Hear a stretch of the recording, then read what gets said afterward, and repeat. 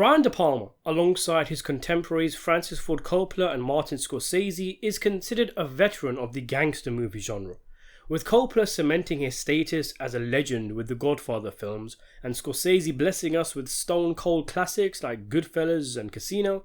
De Palma will forever be immortalised for Scarface alone, though he has made other successful films in the genre, mainly The Untouchables and Carlito's Way. I've made several videos on the channel on these three films. Feel free to check them out, and while you do so, consider subscribing to the channel, where you can find reviews and discussions on all sorts of mob movies, from well-known ones like Once Upon a Time in America and The Irishman, to hidden gems like Chicago Overcoat, or even downright disasters like This Thing of Ours. Now, I've been doing a bit of a De Palma binge recently. I mentioned in my review of The Untouchables that I've always had a bit of a weird relationship with De Palma's films. There was a long period of time where I thought he was an overrated hack, and his most famous films like Scarface were overhyped. But in recent times I've grown to appreciate his craft and really love his filmmaking, especially because of many of his non-gangster film works actually. Thrillers like Carrie, Blowout and Dressed to Kill. So I do really like him as a director. And going back to his gangster films, Scarface, The Untouchables, Carlito's Way. That's not a shabby set of crime films at all, is it? One any director would be proud of. But we were all of us deceived, for another gangster movie was made. Yes, believe it or not, De Palma has actually made a fourth gangster film, one nowhere near as well known as the other three. It's called Wise Guys, released in 1986, and the cast is pretty good, pretty well known. It stars the likes of Danny DeVito, Joe Piscopo, Harvey Keitel, and Frank Vincent. Harry, where do you come off messing around with a snake like Costello? Big mistake. I know it. Big fucking mistake. I admit it. You know that feeling you get when you're scrolling through films on IMDb or something, and you come across a movie that's in one of your favourite genres, and stars a handful of veterans from said genre, a bunch of your favourite actors, and you get a little giddy. It's like discovering a £5 note in your trousers pocket. Like, how did I not know this film exists? It's a mob movie, it's made by De Palma, and it's got that cast. So I thought, I gotta give this a watch. Of course, one does have to temper expectations by mentioning it is a comedy. So of course, don't expect some hard-edged, gritty crime drama. Mo, what about our dream? What about it? Huh? The first Italo-Judeo combination restaurant deli. Whoa, big, giant, golden brown knishes, huh? Toasty. Smell 'em, Mo, huh? Take a deep breath, huh? You smell it?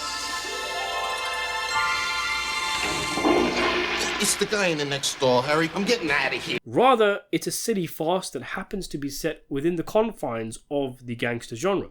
Still though, it's a chance to see some of your favourite mob movie character actors like Keitel and Vincent pop up in a crime flick that you probably haven't seen.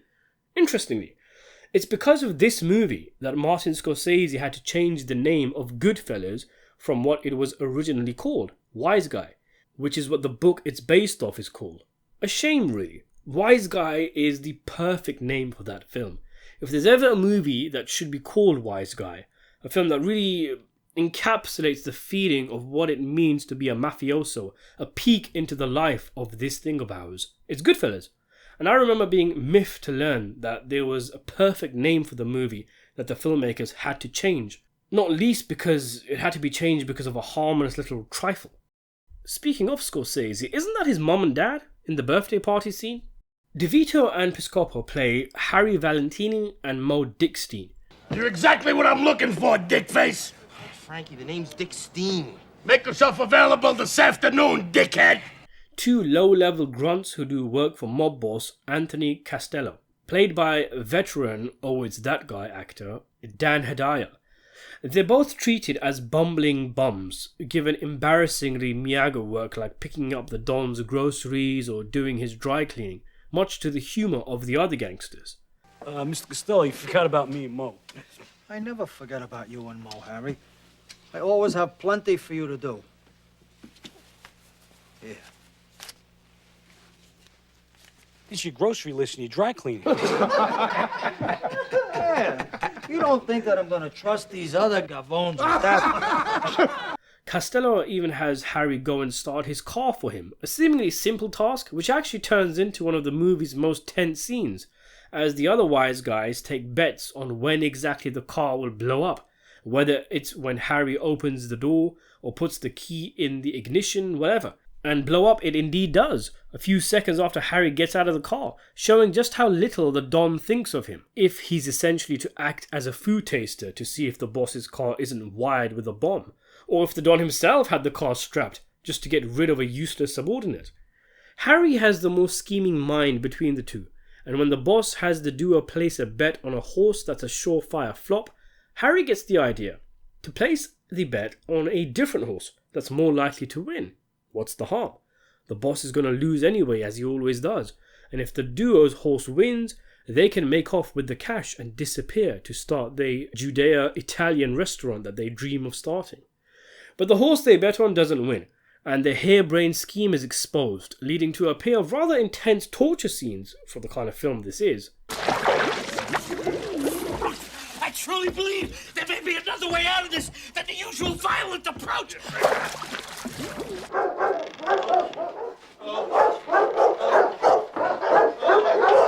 What are you gonna do with those dogs, Frankie? What do you think, dick meat? It's Dick Steve, Frankie, please.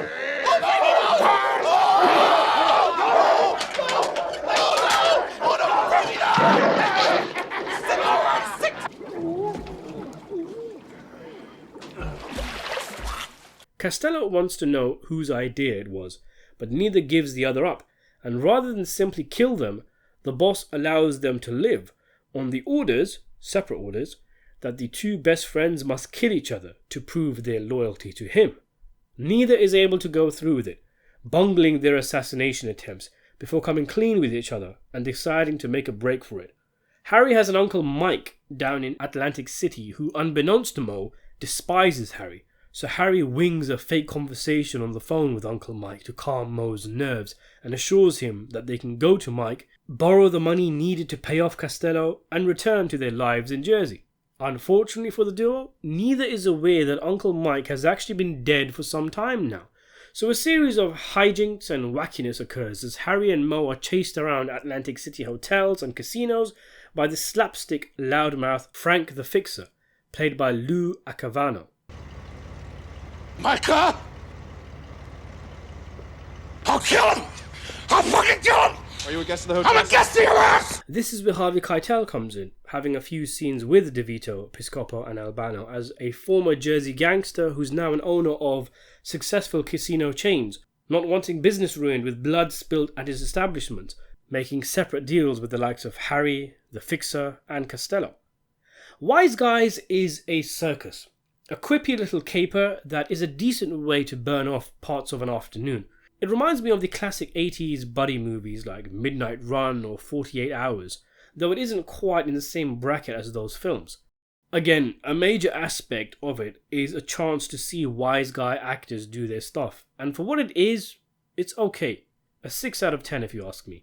I wasn't rolling around the floor laughing, but it's got some good moments and is light-hearted fun, with a bit of old school dark humour sprinkled in that you don't often get these days. It's like this segment at the end of the film. Harry and Mo get into a quarrel, a gun is pulled out, and Harry is accidentally shot, bleeding out on the casino floor. Keitel and Piscopo watch on as a doctor checks Harry, but he confirms the dreaded suspicion that Harry is dead. And you watch this thinking, damn, that's pretty dark for what was a pretty cheerful comedy. Surely he's not really dead. But then they do his funeral, and his wife is wailing away. His son jumps at the coffin, not wanting to let his father go. Again, damn, where's all this heaviness come from? And a crushed Mo, unable to forgive himself for having killed his friend, goes up his stairs, hangs a rope, and prepares to jump off his upstairs balcony. He's really going to off himself. Like, where is all this coming from? It's supposed to be a silly send-up. And as he's about to do the deed, his watery eyes see a vision of Harry telling him not to do it, not to jump. And it isn't a vision, it's the real deal. Harry faked his death. The doctor was fake, the coffin was empty, even his kid jumping on it was staged. It's so silly, so stupid. Such a long, drawn-out sequence of misery just to get to the payoff. But it's entertaining stuff. In many ways, Wise Guy is Brian De Palma tapping into his earlier, wackier, experimental works that he made in the 60s and early 70s, like Hi Mom or Greetings. These are some weird movies, but there's a lot of creativity in them, a lot of camera work and editing effects that De Palma would hone and use in a more mature fashion as he grew older.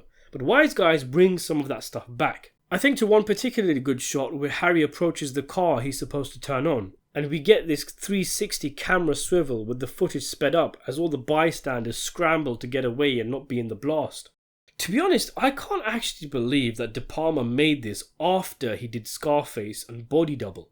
It's such a bizarre choice.